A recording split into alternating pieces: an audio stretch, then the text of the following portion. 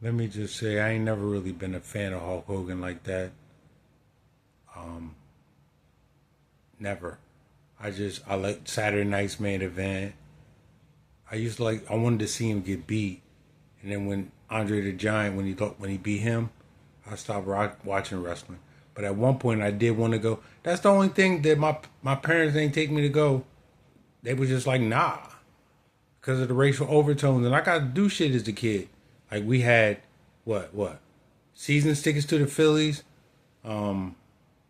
Jordans, Michael Jackson concerts at Disney World. So I got to do a lot of stuff, but that was the one thing they was not.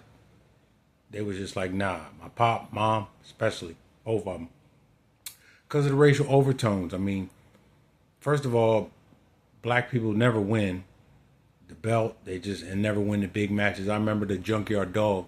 He used to be winning matches. You would think he was winning. He'd be punching the guy. Then he would get hit in the head with one punch and he would just fall straight out and get knocked out.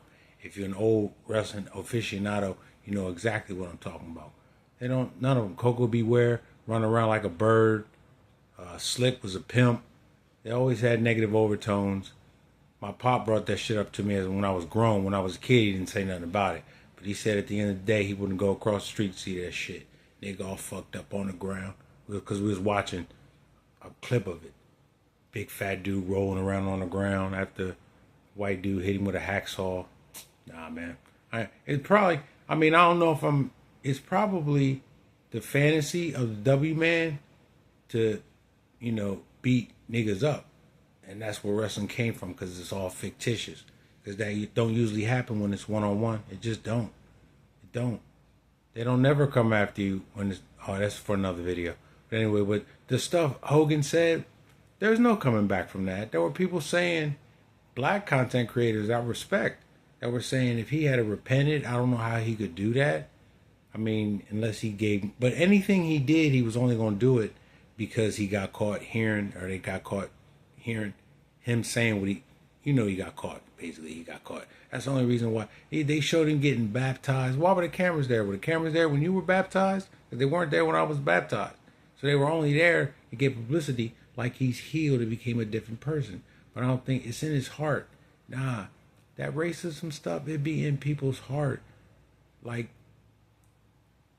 you can ask anybody, black, would you want if black people came to power, or at least got their economic resources together to where they lived on their own and supported themselves as a community like we're supposed to do? Would you want to like inflict the same type of social monstrosities that they inflicted on us? They're gonna say no. It's just because it's not in our heart to do that. It's just not. It's not. But getting back to that racial stuff, I remember WrestleMania 2, Roddy Piper said he would never shave his head like an Indian and paint himself black right before he fought Mr. T. And on Saturday night's main event before that, he was boxing Bob Orton. And I just remember they started whipping Mr. T with a whip.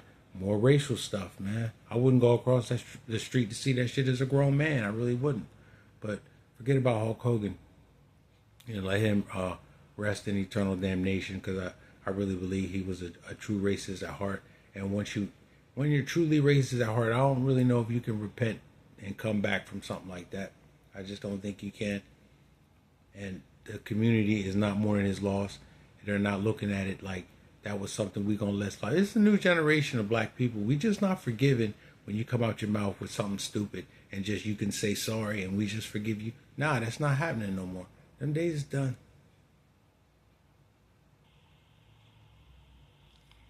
But that's how the man feels when it's about, dating his daughter. They don't want that. They don't want that. That's another reason why.